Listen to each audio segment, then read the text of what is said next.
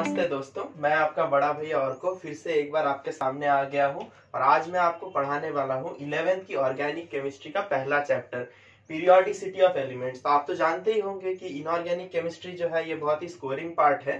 तो इसमें inorganic chemistry में आपको रटना पड़ता है एंड जेई में या नीट में जो भी इससे क्वेश्चंस आते हैं वो अगर आपको पता हो तो आप डायरेक्टली कर लेंगे, आपका टाइम बच जाएगा। तो अब बिना किसी समय गवाए मैं चैप्टर को स्टार्ट करता हूँ। चैप्टर को स्टार्ट करने से पहले मैं आपको पीरियोडिक टेबल के बारे में बताता हूँ। आप में से बहुत से बच्चों ने ही पढ़ा होगा, जूनियर क्लासेस में, क्लास 10th क्लास में आपने पढ़ा होगा कि पीरियोडिक टेबल के बारे में। तो मैं आपसे पूछना चाहूंगा कि पीरियोडिक टेबल की जरूरत क्यों पड़ी? क्या हम एलिमेंट्स की डायरेक्टली प्रॉपर्टी स्टडी नहीं कर सकते? एक एक एलिमेंट्स की इंडिविजुअली हम प्रॉपर्टीज को स्टडी नहीं कर सकते? हमें पीरियोडिक टेबल की जरूरत क्यों पड़ी? और पीरियोडिक टेबल में जो ग्रुप्स होते हैं वो किस बेसिस पे होते हैं, तो ये मैं आपसे पहले पूछना चाहूंगा। सोच लीजिए, एक बार वीडियो को पॉज करके आप लोग एक बार ये सोच लीजिए, फिर मैं आपको जवाब देता हूँ। चलिए मैं आपको बताता हूँ पीरियोडिक टेबल की हमें जरूरत क्यों पड़ी। तो देखिए दोस्तों, 1800 मतलब 18 सेंचुरी तक हमारे पास सिर्फ 31 एलिमेंट्स डिस्कवर्ड थे। फिर मिडिल ऑफ 18 सेंचुरी तक हमारे पास 63 एलिमेंट्स डिस्कवर्ड हो गए। तो एलिमेंट्स की जो संख्या है वो दिन पर दिन बढ़ती जा रही है। तो हर एक एलिमेंट की इंडिविजुअली प्रॉपर्टी को स्टडी करना बहुत मुश्किल हो गया साइंटिस्ट के लिए। तो उन्होंने डिसाइड किया कि वो एक पीरियोडिक टेबल बताएंगे। तो इसे मैं आपको एक साधारण रियल लाइफ एग्जांपल से समझा दूं कि एक कंपनी को आप मान लीजिए। एक कंपनी में बहुत से डिपार्टमेंट है, कोई एडमिनिस्ट्रेशन का डिपार्टमेंट है, तो कोई अकाउंट्स का डिपार्टमेंट है, कोई आईटी का ब्रांच है, तो कोई सेल्स का डिपार्टमेंट है। तो ये डिपार्टमेंट क्यों बनाया गया है? तो उनके काम के बेसिस पे ये डिपार्टमेंट बनाया गया है कि आईटी का जो है वो आईटी का डिपार्टमेंट देखेगा, सेल्स के जो डिपार्टमेंट है वो सेल्स, प्रोडक्शन और मार्केटिंग के बारे में सोचेगा।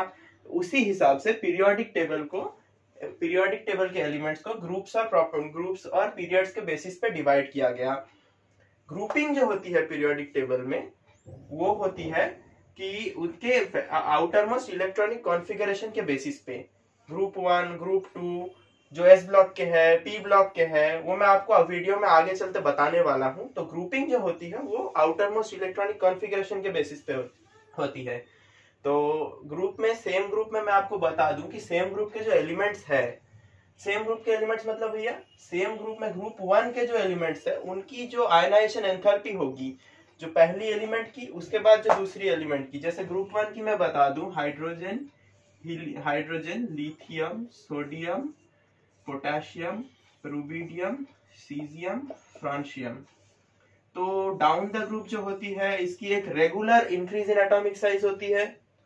आपको आगे डिटेल में पढ़ाने वाला हूं, अभी ये चिंता करने की जरूरत नहीं। मैं आपको एग्जांपल के बेसिस पे एग्जांपल समझा रहा हूं कि ग्रुपिंग क्यों की गई है। इसकी जो आयनाइजेशन एंथैल्पी होती है वो डाउन द ग्रुप डिक्रीज करती है। मेटालिक कैरेक्टर जो होती है डाउन द ग्रुप डिक्रीज करती है। तो इस बेसिस पे ग्रुप्स बनाए। तो दोस्तों, पीरियोडिक टेबल जो अभी आप देख रहे हैं तो पहले वैसा नहीं था। उन्हें पीरियोडिक टेबल को बहुत से साइंटिस्ट ने बहुत से अपने वे में अप्रोच किया था। तो पहले जो साइंटिस्ट होते हैं वो होते हैं डोबर्नियर। वो एक जर्मन साइंटिस्ट है वे। तो उन्होंने सबसे पहले अपना एक पीरियोडिक टेबल प्रपोज किया था।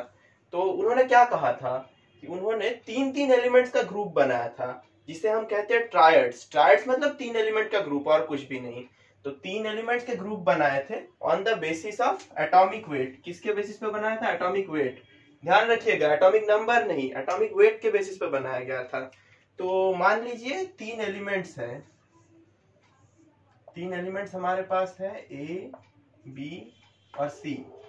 तो उन्होंने कहा था कि atomic weight of B equals to atomic weight of A plus C by 2। ये उनका लॉ था। अब इनका स्टेटमेंट सुन लीजिए कि इन्होंने कहा था तो 3 एलिमेंट का ट्रायड बनेगा। तो 3 एलिमेंट में atomic weight of middle element will be the average of the atomic weight of the 2 extreme elements. तो ए और सी का एवरेज होता है जो, वो बी का एटॉमिक वेट है। तो उनके ट्रायड का एग्जांपल भी मैं आपको दिखा देता हूं। जैसे मान लीजिए हमारे पास है लिथियम, सोडियम, पोटेशियम। लिथियम की एटॉमिक वेट आप सब जानते होंगे 7 है। पोटेशियम की एटॉमिक वेट है 39।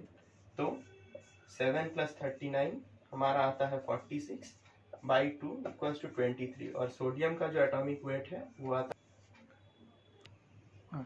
तो दोस्तों डोवेनियर साहब का जो ट्रायड था उसमें वो चला नहीं।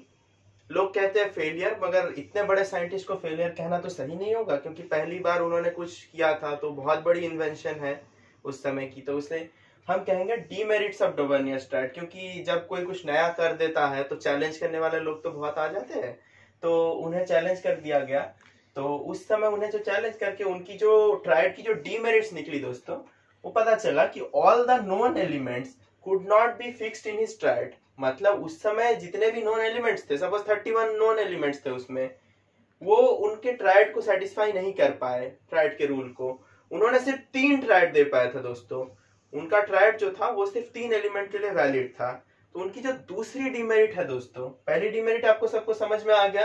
देखिए मैं आपको एक बात पहले बता दूं कि मेरे नोट्स देख, ये वीडियो लेक्चर देखते समय आप कॉपी और पेन लेके बैठे, नोट्स अपने खुद ही बनाएं, क्योंकि आप नोट्स जब बनाएंगे तो आपको बहुत हेल्प मिलेगा। जैसे आप एग्जाम के पहले प्रिपरेशन कर रहे हैं, आप बुक खोल के पढ़ने बैठ जाएंगे, वो आपके लिए फिर बहुत डिफिकल्टी हो जाएगा।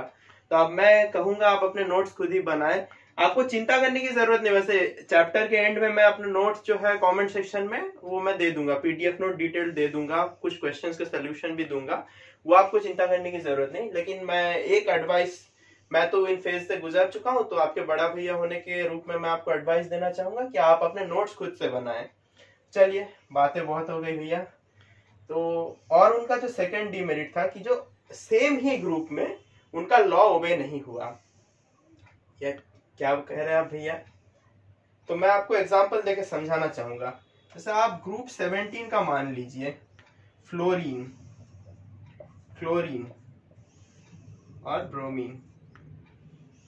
फ्लोरीन की एटॉमिक वेट 19, ब्रोमीन की एटॉमिक वेट 80, दोनों का सम 99 डिवाइडेड बाई 2 49.5। और आप सब तो जानते ही होंगे क्लोरीन की एटॉमिक वेट कितनी है, 35.5। तो ये लॉ यहाँ पे सेटिस्फाई नहीं हुआ। जो ये इनकी एक मेजर सेटबैक थी, इनके लिए, इसके लिए इनके लॉ को बाद में एक्सेप्ट नहीं किया गया। तो आशा करता हूँ आपको डोवेनियर के मेरिट्स और डिमेरिट्स के, डोवेनियर के लॉ और मेरिट्स डिमेरिट्स के बारे में आपको पता चल गया। तो आप वीडियो को पॉज करके नोट कर लीजिएगा। हाँ। तो दोस्तों इनके बाद जो नए साइंटिस्ट आ गए वे है न्यूलैंड्स। न्यूलैंड जो है उस समय एक जाने माने साइंटिस्ट थे। उन्होंने, उनकी जो खोज है वो बहुत ही मतलब मेमोरेबल था। इनके लिए उन्हें इंग्लिश रॉयल सोसाइटी से प्राइज भी मिला था। तो उन्हें हम कहते हैं, जो इन्होंने जो लॉ प्रपोज किया था उसे कहते हैं न्यूलैंड्स लॉज ऑफ ऑक्टेव्स। तो न्यूलैंड्स लॉज ऑफ ऑक्टेव। और एक और इम्पोर्टेंट बात आपको कह देता हूं कि आज अब जो पीरियोडिक टेबल, जो आप मॉडर्न पीरियोडिक टेबल पढ़ते हैं, ग्रुप्स और पीरियड को, वो जितने भी किए गए थे, वो अभी जो किए गए हैं वो एटॉमिक नंबर के बेसिस पे किया गया है। उन्होंने, न्यूलैंड ने जो किया था, उन्होंने एटॉमिक वेट के बेसिस पे किया था। याद रखिए दोस्तों, एटॉमिक वेट के बेसिस पे किया था, लेकिन एटॉमिक नंबर ऑफ प्रोटॉन की अभी तक खोज नहीं हुई है, उतनी आगे अभी डिस्कवरी गई नहीं है। तो न्यूलैंड साहब जो थे, उन्हें संगीत का बड़ा शौक था, केमिस्ट्री भी अच्छी लगती थी। तो आपको जब दो चीजें अच्छी लगती हैं तो आप क्या करेंगे, उसका मिलन कर देंगे, भूम। आप म्यूजिक और केमिस्ट्री का इन्होंने मिलन कर दिया। तो दोस्तों आपको अगर पता होगा म्यूजिक के बारे में, तो म्यूजिक में 7 टोन होते हैं, किसी भी लैंग्वेज में, इंग्लिश, हिंदी, किसी भी लैंग्वेज में आप चले जाएंगे तो। और जो 8वां टोन होता है वो पहला का रिपीटेशन होता है, वो आप किसी भी लैंग्वेज के बारे में देख लीजिए। तो न्यूलैंड ने जो कहा था, अब मैं वो आपको दिखाने वाला हूं। तो जैसा कि मैं आपको बता रहा था कि 7 tones, 8th tone is the repetition of first tone. जैसे 7वां टोन है, 8वां जो टोन है वो पहले की रिपीटेशन होगी। तो हिंदी में जैसे हम देख लें तो सा रे गा मा पा धा नी, सा फिर से पहला टोन का रिपीटेशन है। तो देखिए कितनी बढ़िया क्रिएशन की उन्होंने। देखिए पहला, 7वां, फिर जो 8वां टोन आएगा पहले का रिपीटेशन होगा, नी के बाद तो फिर से सा आएगा, तो फिर से रिपीटेशन होगा। फिर lithium, beryllium, boron, carbon, nitrogen, oxygen, fluorine. इसके बाद जो 8वां एलिमेंट इन्होंने कहा, ये कहा कि सोडियम। और हम जानते भी है कि सोडियम की प्रॉपर्टीज जो है और लिथियम की प्रॉपर्टीज सेम है। इनकी एटॉमिक रेडियस जो है एक यूनिफॉर्म ऑर्डर में इंक्रीज करती है। इनके आयोनाइजेशन एंथैल्पी में भी एक स्पेसिफिक ऑर्डर में वेरिएशन है। तो इनका लॉ उस समय सक्सेसफुल हुआ। जैसे हम देख लेते हैं सोडियम की जो प्रॉपर्टी है और पोटेशियम की जो प्रॉपर्टी है ये भी सेम है। अगर आप मॉडर्न पीरियोडिक टेबल से देख लें कि एक रिपीटेड इंक्रीज आया है तो उनका लॉ जो है वो ये कहता है। और एक सबसे बड़ी बात जो इन्होंने कह दी है, जो सबसे बड़ी टर्म इन्होंने इंट्रोड्यूस किया है वो है पीरियोडिसिटी। पीरियोडिसिटी टर्म का मतलब क्या है? हम तो कहते हैं, हम चैप्टर ही पढ़ रहे हैं पीरियोडिक प्रॉपर्टीज ऑफ एलिमेंट, इसमें पीरियोडिसिटी का मतलब क्या है? पीरियोडिसिटी का मतलब है, नोट कर लीजिएगा बच्चों, नोट कर लीजिएगा, कॉपी पेन लेकर नोट कर लीजिएगा। Periodicity is the repetition of similar physical और केमिकल प्रॉपर्टीज। मतलब क्या कहा भैया आपने कि रेगुलर इंक्रीज और regular decrease of properties in a regular interval. तो दोस्तों इनकी जो सेकेंड डीमेरिट आ गई, सेकेंड डीमेरिट है डिस्कवरी ऑफ हेवियर एलिमेंट्स। इन्होंने जो लॉ दिया था दोस्तों ये कैल्शियम तक ही सेटिस्फाई था। इनका जो लॉ है वो आप जेनन तक नहीं ले जा सकते कि उससे भी कोई आप हेवियर एलिमेंट ले लीजिए, मॉलिब्डेनम तक आप नहीं ले जा सकते।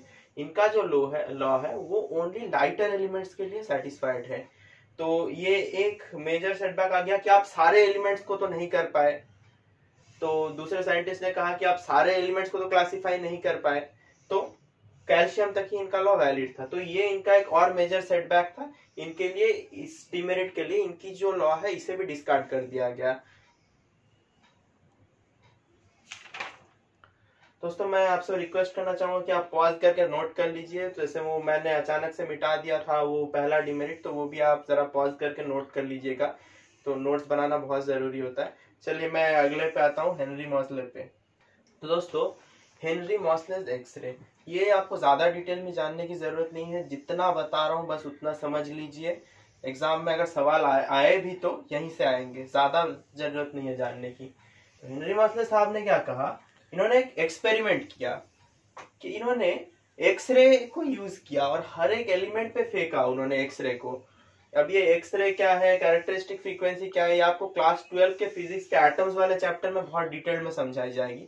लेकिन यहाँ के लिए जितना जरूरी है मैं आपको बता देता हूँ दोस्तों कि characteristic frequency of an element, उसका रूट जो है वो प्रोपोर्शनल है किसी भी एलिमेंट के एटॉमिक नंबर से। और कैरेक्टरिस्टिक फ्रीक्वेंसी को हम डिनोट करते हैं एफ से, एटॉमिक नंबर को हम जेड से डिनोट करते हैं। एटॉमिक नंबर क्या है दोस्तों? Atomic number number of protons है कि एक न्यूक्लियस में कितने प्रोटॉन्स है, वही एक एलिमेंट का एटॉमिक नंबर है।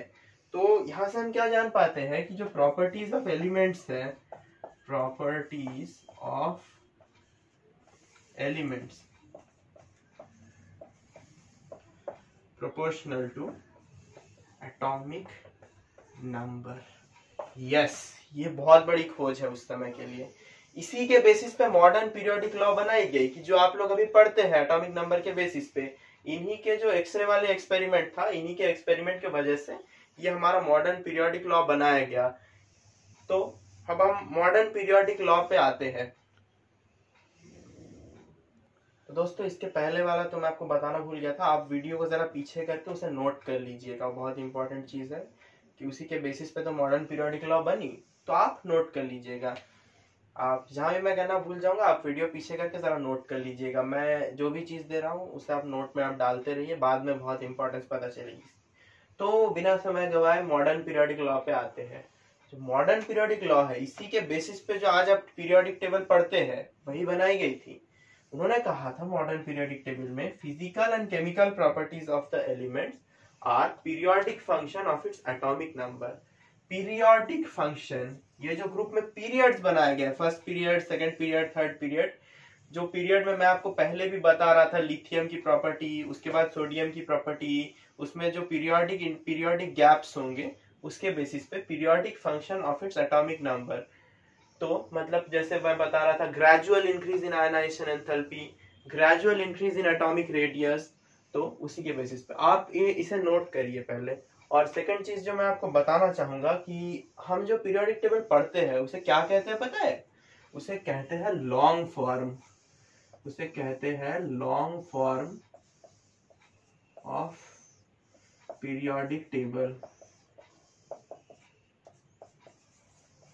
अरे ये क्या हुआ, ये तो मिट गया, कोई दिक्कत नहीं, मैं फिर से लिख देता हूँ फिर जी। चलिए, long form of periodic table जो हम पढ़ते हैं अभी, इसे कहते हैं long form of periodic table. तो भैया लॉन्ग फॉर्म में क्या है, हमारे जो पीरियोडिक टेबल का दोस्तों ग्रुपिंग किया गया है, उसमें कुल मिलाकर IUPAC ने 18 ग्रुप्स रखे हैं, ग्रुप 1 से लेके ग्रुप 18 तक, और 7 पीरियड रखे हैं। अब जिनको पता नहीं उन्हें मैं बता देता हूं कि ग्रुप्स जो है हमारे, ये जो वर्टिकल लाइंस है, ग्रुप 1 ग्रुप 2, ये जो वर्टिकल लाइंस है ये है ग्रुप, और जो हॉरिजॉन्टल लाइन है ऐसे ऐसे, वो है पीरियड्स। वर्टिकल जो है ये ग्रुप्स, और ये जो है वो है पीरियड्स। ये आप समझ गए हैं। और एक और मैं इंपॉर्टेंट बात बताना चाहूंगा, जैसे हाइड्रोजन के पोजीशन को लेके कंफ्यूजन था कि हाइड्रोजन का 1s1 है तो वो जो है लैंथनर्ड की प्रॉपर्टी भी सेटिस्फाई कर रहा है, ग्रुप 1 की प्रॉपर्टीज भी सेटिस्फाई कर रहा है, बट उसके जो नॉन मेटेलिक नेचर को देख, उसके मेटेलिक कैरेक्टर के साथ रिजेम्बलेंस को देखते हुए उसे ग्रुप 1 पे रखा गया है। वैसे हीलियम जो है, इसकी केमिस्ट्री बहुत डिफिकल्ट है। हीलियम की जो केमिस्ट्री है उसमें उसकी जो आउटर मोस्ट कॉन्फ़िगरेशन है 1s2, तो इसे ग्रुप 2 में क्यों नहीं रखा गया, क्योंकि इसके कंप्लीट इलेक्ट्रॉनिक कॉन्फ़िगरेशन की वजह से, इसके जो फुलफिल्ड कॉन्फ़िगरेशन है, इसकी वजह से हीलियम को हमने IUPAC ने, हमने क्या रखेंगे, आप भी कुछ भी कह रहे हो भैया, हीलियम के फुलफिल्ड कॉन्फ़िगरेशन के वजह से उसे IUPAC ने नोबेल गैसेस के ग्रुप में यानी ग्रुप 18 में रख दिया। तो इसे भी हम नोबेल गैसेस में, नोबेल गैसेस में मैंने आपको कहा था NH2 NP6, वहां एक ही एक्सेप्शन है 1s2। अब एक्सेप्शन तो पढ़ना पड़ेगा भैया, मैंने अपने पहले भी लेक्चर में जहां आपको जेईई मेन के सिलेबस के बारे में बताया था, मैंने एक बात आपको बार बार मेंशन किया था कि आप एक्सेप्शन पढ़ेंगे तभी जाके आपका जेईई में सिलेक्शन होगा। तो दोस्तों ये मॉडर्न पीरियोडिक लॉ जो बताया, ग्रुप्स के बारे में बताया, आप चाहे तो नोट भी कर सकते हैं इसे, ये उतना इंपॉर्टेंट नहीं है, तो मैं रिकमेंड करूंगा आप इसे एक बार नोट कर लीजिए। अब दोस्तों मैं आपको एक इम्पॉर्टेंट चीज सिखाने वाला हूँ। आप कहेंगे भैया कि ये सब जो आप बातें बता रहे थे ये सब तो हमें पहले से ही पता है, आपके वीडियो में ऐसा नया क्या है, हमें नया कुछ सीखना है, इसीलिए तो हम आए हैं यहाँ पे। तो मैं आपको एक नई चीज सिखाने वाला हूँ कि पीरियोडिक टेबल के जितने भी एलिमेंट्स है उसे मैं ग्रुप वाइज और ब्लॉक वाइज आपको याद रखने की शॉर्ट ट्रिक बताने वाला हूँ। याद रखिएगा, ग्रुप, ब्लॉक्स, ये सब याद रखना बहुत जरूरी है, ताकि अगर क्वेश्चन जब आता है कि आयनाइजेशन एंथैल्पी के बेसिस पे आप अरेंज करिए कि एटॉमिक रेडियस को, अगर आपको याद रहा ना, आप फट से देखते बता देंगे। ये क्वेश्चंस जेईई मेन में बहुत बार आते हैं। तो पहले मैं आपको बताऊं एस ब्लॉक। एस ब्लॉक जो है, मैं थोड़े से प्रॉपर्टीज के बारे में बता देता हूँ, फिर जब इनऑर्गेनिक की बाकी आगे जाऊंगा, एस ब्लॉक पी ब्लॉक, तो डिटेल में जब चैप्टर पढ़ाऊंगा तब पूरा आपको पढ़ा दूंगा। अब मैं आपको थोड़ा सा बता देता हूँ कि एस ब्लॉक के बारे में, कि एस ब्लॉक की प्रॉपर्टीज क्या है। दोस्तों एस ब्लॉक की जो एलिमेंट्स है, ये इसे एस ब्लॉक क्यों कहा जाता है, क्योंकि जो लास्ट जो इलेक्ट्रॉन होती है वो एस सबशेल में एंटर करती है, जो लास्ट जो वैलेंस इलेक्ट्रॉन है वो एस सबशेल में एंटर करती है। और क्यों कहा जाता है, क्योंकि इसकी जो valence shell electronic configuration, valence shell electronic configuration, short में लिखते हैं VSEC, एनसीईआरटी में भी लिखा होगा, तो वो होता है NS1 to 2, मतलब NS1 ग्रुप 1 के लिए NS1 और ग्रुप 2 के लिए है NS2। और ग्रुप एस ब्लॉक के जो एलिमेंट्स है दोस्तों, वो जनरली मेटल्स होते हैं। एस ब्लॉक के सारे एलिमेंट्स मेटल होते हैं। नीचे में जो रेडियो एक्टिव है उनके बारे में मैं आपको नहीं बता रहा हूँ, लेकिन ग्रुप 1 के जो मेटल्स हैं उन्हें कहते हैं एल्कली मेटल्स, ग्रुप 2 के जो मेटल्स हैं उन्हें कहते हैं एल्कलाइन अर्थ मेटल्स।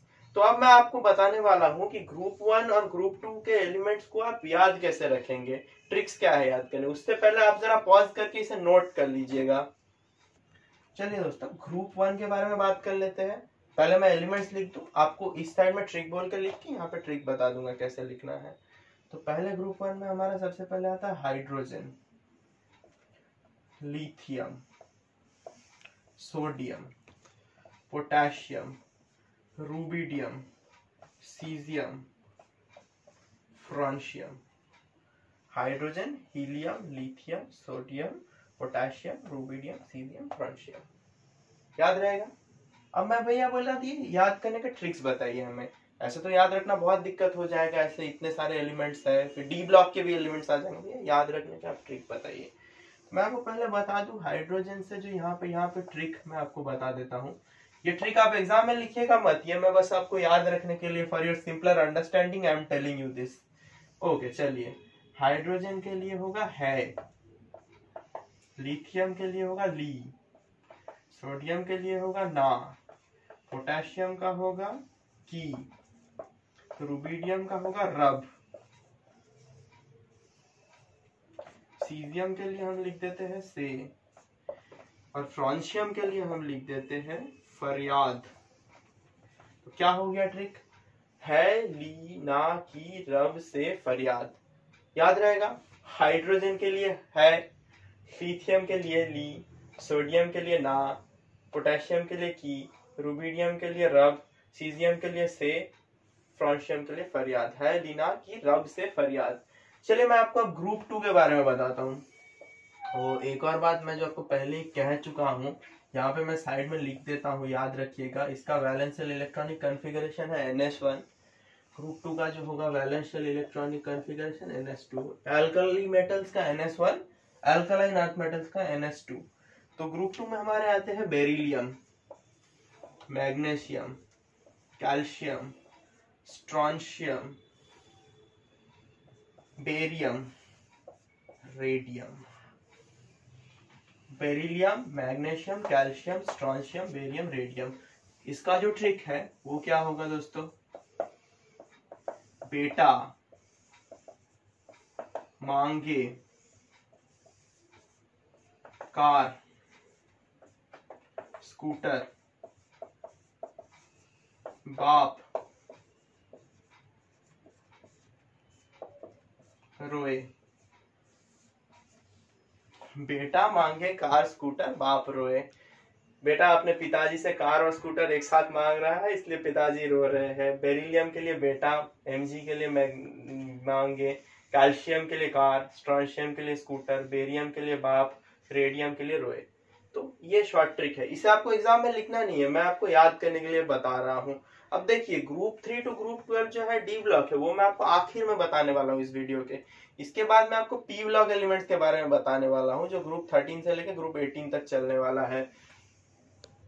दोस्तों आप वीडियो को आप पॉज करके ट्रिक्स नोट कर लीजिए, बेहद इंपॉर्टेंट है आपके याद रखने के लिए। तो 1 2 3 आप पॉज करके नोट कर लीजिए। तो दोस्तों ग्रुप 3 टू ग्रुप 12 जो है वो डी ब्लॉक में है, मैंने पहले ही बताया था आपको। तो मैं वो वीडियो का लास्ट में आपको पीरियड वाइज ट्रिक्स सिखाऊंगा कि इसकी जो केमिस्ट्री है दोस्तों ये बहुत कॉम्प्लिकेटेड है और इसमें बहुत सारे एक्सेप्शंस भी आते हैं। तो मैं आपको ये वीडियो के लास्ट में बताने वाला हूँ। तो अब मैं आपको पी ब्लॉक के बारे में एकदम शॉर्ट से बता देता हूँ, उसके बाद ट्रिक भी समझाऊंगा। ग्रुप 13 से ग्रुप 18 जो है वो पी ब्लॉक में आते हैं। ये नॉन मेटल्स होते हैं दोस्तों। और वैलेंशियल इलेक्ट्रॉनिक कॉन्फ़िगरेशन जो होता है इसका NS2 Np126।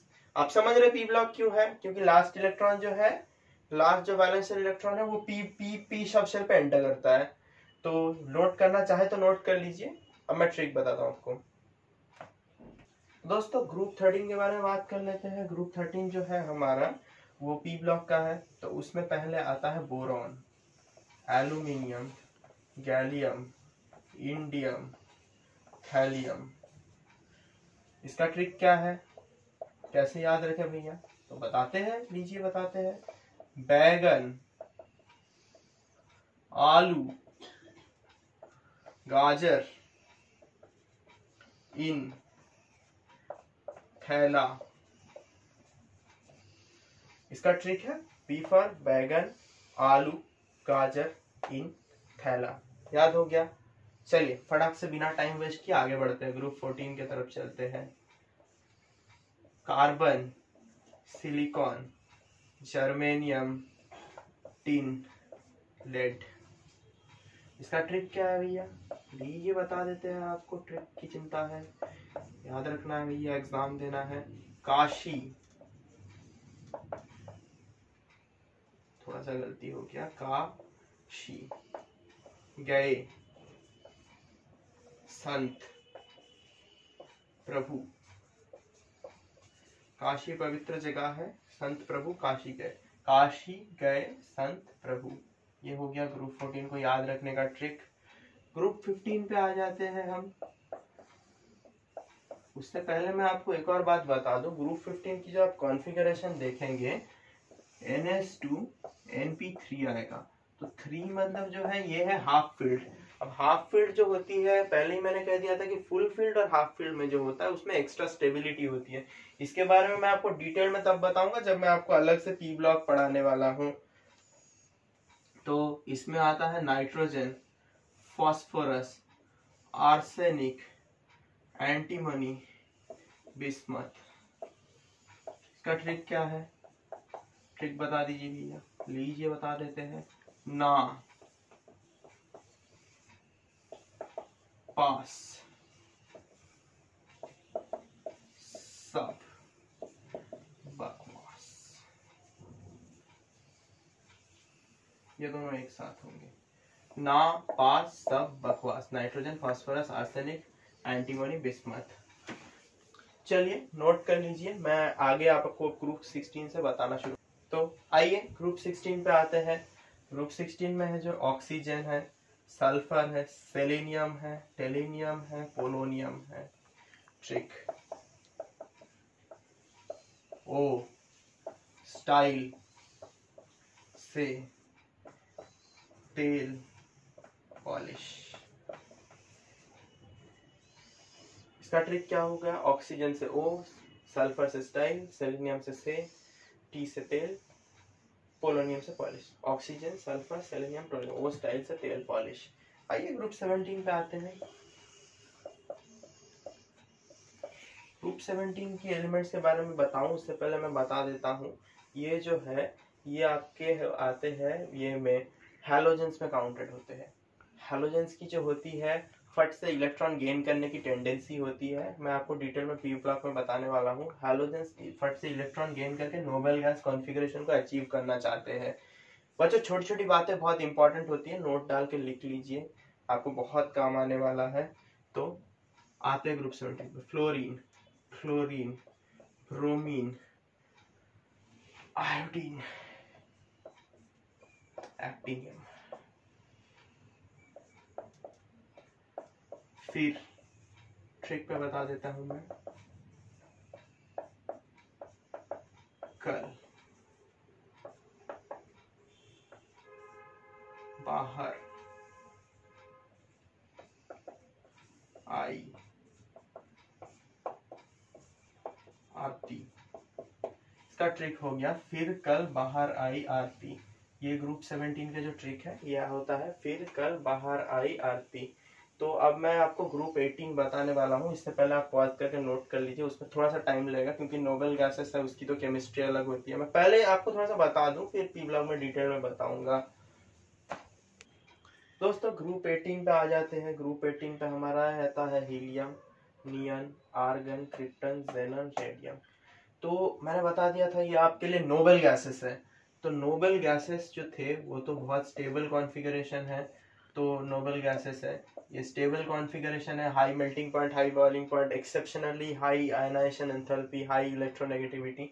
ये कभी रिएक्ट नहीं करते। इनकी केमिस्ट्री तो मैं आपको पी ब्लॉक में पढ़ाने वाला हूँ। तो आपको ट्रिक बता देता हूँ यहाँ पे। ट्रिक क्या है भैया? तो ट्रिक जो है लीजिए, हीलियम के लिए हरी, नियन के लिए नाम, ये आर्गन के लिए है आरती, क्रिप्टन के लिए है करते, एक्सी जो है जेनन। तो जेड टाइप का प्रोनाउंसिएशन आ रहा है तो मैंने इसको लिख दिया जरूर। रेडियम के लिए लिख दिया रहे। तो हरि नाम आरती करते जरूर रहे। आपको क्लियर हो गया ये ट्रिक? चलिए अब मैं आगे आता हूं। आप इसे जरा 1 सेकंड के लिए पॉज करके नोट कर लीजिएगा। तो चलिए दोस्तों मैं आपको अब डी ब्लॉक एलिमेंट्स के बारे में बताने वाला हूँ। पहले ही कह दिया था कि डी ब्लॉक की जो एलिमेंट्स है वो ग्रुप 3 से ग्रुप 12 तक आते हैं। तो डी ब्लॉक के जो एलिमेंट्स है, इन्हें डी ब्लॉक क्यों कहा जाता है? क्योंकि डी ब्लॉक एलिमेंट्स में D orbitals are progressively filled in 4 long periods. 4 periods हैं इनके और 4 पीरियड्स में डी ऑर्बिटल भरता है। लास्ट इलेक्ट्रॉन जो है इसका 3d 4d 5d सब शेल में आता है। मैं आपको जब पीरियड वाइज रटवाऊंगा मैं आपको दिखवा दूंगा ये सब चीजें होती क्या है। अभी के लिए आप बस पॉइंट डाल के इसे कॉपी करते रहें, ये भी आपको बहुत काम आएगा। Filling of last electron in 3d 4d 5d subshell. और इसका जो वैलेंस शेल इलेक्ट्रॉनिक कॉन्फ़िगरेशन है थोड़ा सा हटके है दोस्तों, n-1d 1 to 10 ns 1 to 2, थोड़ा सा हटके है दोस्तों, नोट कर लीजिए। आगे आगे जब बताने वाला हूं तो आपको समझ में आएगा। और एक बात याद रखिए, टी ब्लॉक में जो है ना, यहाँ पे एक्सेप्शन से भरे हुए हैं, स्टेबिलिटी के लिए एक्सेप्शन से भरे हुए हैं, इसलिए मैं यहाँ पे लिख दिया हाफ फील्ड और completely filled are more stable. जो हाफ फील्ड ऑर्बिटल्स है, कंप्लीटली फील्ड ऑर्बिटल्स है, यहाँ पे इलेक्ट्रॉन्स की बहुत जंपिंग कराई गई है स्टेबिलिटी के लिए। तो आप वीडियो को पॉज करें और इसे नोट कर लीजिए, मैं पीरियड वाइज आपको रटाने वाला। तो दोस्तों आ जाते हैं थर्ड पीरियड पे। थर्ड पीरियड पे 4s2 तो कांस्टेंट रहेगा और 3d जो सीरीज है ये फिल होता रहेगा। तो मैं आ जाता हूँ, आपको एक एक करके बताता हूँ।